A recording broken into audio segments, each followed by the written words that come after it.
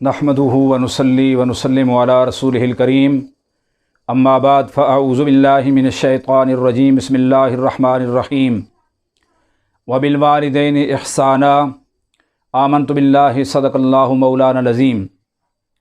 गिरामी क़द्र मुअज़्ज़ज़ नाज़रीन व सामिईन, आज हम गुफ्तगू करेंगे वालिदैन के हुकूक़ के बारे में कि वालिदैन का अपनी औलाद पर क्या हक़ है और औलाद की क्या ज़िम्मेदारियां हैं वालिदैन की खिदमत करने के हवाले से, उनके साथ हुस्न सलूक और सिला रहमी के साथ पेश आने के हवाले से।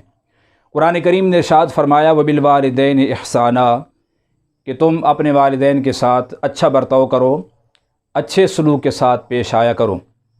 और अच्छे सलूक का मतलब ये है कि वालिदैन की दुनिया में रहते हुए हर जायज़ ख्वाहिश पूरी की जाए और तमाम तर ज़रूरियात ज़िंदगी जो हैं वो उनकी पूरी की जाए।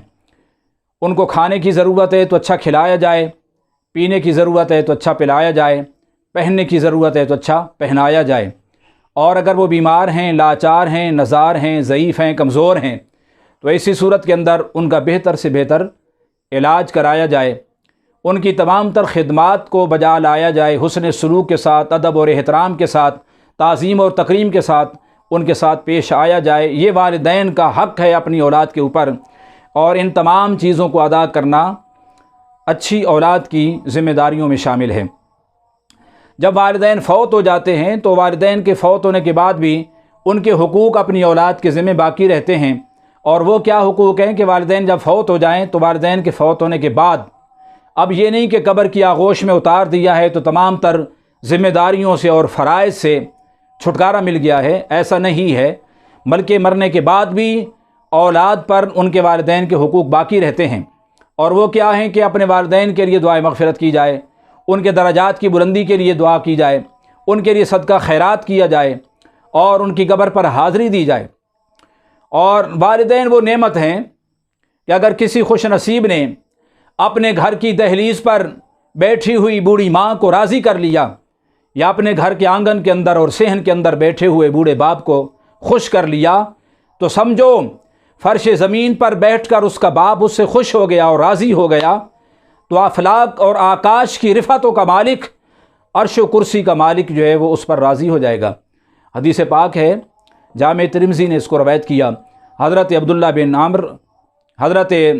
बिन आम्र रज़ियल्लाहु ताला अन्हो के तरीक़ पर फरमाते हैं, क़ाल रसूलुल्लाह सल्लल्लाहु ताला अलैहि वसल्लम रिदा रब्बि फ़ी रिदल वालिद व सख़्तु रब्बि फ़ी सख़्तिल वालिद, कि रब्बे ज़ुल जलाल की रज़ा वालिद की रज़ा के अंदर मुज़मर है और रब्बे ज़ुल जलाल की नाराज़गी वालिद की नाराज़गी के अंदर मौजूद है। लफ्ज़ वालिद ज़िक्र है लेकिन मुराद आम है, वालिदैन मुराद हैं, चाहे बाप हो तो चाहे माँ हो। यानी जिस बंदे ने अपने माँ और बाप को खुश कर दिया तो समझो रब्बे ज़ुल जलाल उससे राज़ी हो गया और खुश हो गया। और जिसने अपने बूढ़े माँ बाप को नाराज़ कर दिया तो बेशक वो तहज्जुद गुज़ार क्यों ना हो, वो कायमुल लैल क्यों ना हो, वो साइमुद दहर क्यों ना हो, वो सौम सलात सदक़ात व खैरात अदा करने वाला शख्स क्यों ना हो, अगर वालिदैन उससे नाराज़ हैं और नाखुश हैं तो उसकी कोई इबादत काबिल कबूल नहीं है। खुदा की बारगाह के अंदर उसकी न कोई नफली इबादत की वक़्त है और न ही उसके फ़राइज़ की कोई अहमियत है। इसलिए वालिदैन को खुश करना, उनकी खिदमत बजा लाना, उनके हुकूक़ अदा करना और उनकी दिलजोई करना, उनका दिल रखना और उनके साथ आजिज़ी इनकिसारी के साथ ताज़ीम और तकरीम के साथ पेश आना बहुत ज़्यादा अहम ज़रूरी है। हज़रत आयशा सिद्दीक़ा रज़ियल्लाहु ताला अन्हा फरमाती हैं, वालिदैन की खिदमत का नतीजा क्या है। आप ये हदीस सुनकर बाग बाग हो जाएंगे और आपको वालिदैन की खिदमत का सिला समझ में आ जाएगा कि वालिदैन की खिदमत का नतीजा और रिज़ल्ट क्या मिलता है। हज़रत उम्मुल मोमिनीन आयशा सिद्दीक़ा रज़ियल्लाहु ताला अन्हा फरमाती हैं, क़ाल रसूलुल्लाह सल्लल्लाहु ताला अलैहि वसल्लम, फरमाती हैं नबी पाक सल्लल्लाहु ताला अलैहि वसल्लम ने फरमाया, दखलतुल जन्नता फसमिअतु फ़ीहा क़िराअतन फ़क़ुल्तु मन हाज़ा क़ालू हारिसतु इब्नुन नुअमान। हुज़ूर सल्लल्लाहु ताला अलैहि वसल्लम फरमाते हैं, मैं आलम रोया के अंदर, आलम ख्वाब के अंदर जन्नत में दाखिल हुआ तो जन्नत की गली कूचों के अंदर मैंने सुना कि कारी कुरान की एक आवाज़ आती है, قرآن پڑھنے والا قرآن پڑھ رہا ہے، تلاوت کرنے والا تلاوت کر رہا ہے۔ جنت کی گلی کوچوں کے اندر مجھے قرآن پاک پڑھنے کی اور تلاوت کی آواز سنائی دی، تو میں نے پوچھا فرشتوں سے من ھذا، یہ کون ہے؟ فرشتوں نے کہا حارثۃ بن النعمان، یا رسول اللہ صلی اللہ علیہ وسلم یہ آپ کا غلام حارثۃ بن النعمان ہے۔ حارثہ بن نعمان وہ شخص ہے جو تمام غزوات کے اندر، بدر و حنین کے اندر، احد کے اندر، تمام غزوات کے اندر شریک رہا، جہاد کرتا رہا نبی پاک صلی اللہ تعالیٰ علیہ وسلم کے ساتھ اور دیگر صحابہ کے ساتھ، اور یہ قرآن پڑھتا مدینہ شریف کی سرزمین پر ہے، مگر سنائی دیتا ہے جنت کے اندر، اور جنت کہاں ہے؟ افلاک و آکاش کی بلندیوں سے کہیں اوپر، اور عرش کے سائے میں ہے جنت۔ نبی پاک صلی اللہ تعالیٰ علیہ وسلم فرماتے ہیں وہاں میں نے اس کی آواز کو سنا، حالانکہ یہ مدینے میں قرآن کی تلاوت کر رہا ہے، لیکن سنائی عرش کے سائے کے نیچے جنت کی گلی کوچوں کے اندر سنائی دے رہی ہے اس کی آواز اور اس کی تلاوت۔ تو میں نے پوچھا یہ کون ہے؟ فرشتوں نے کہا حارثہ بن نعمان ہے۔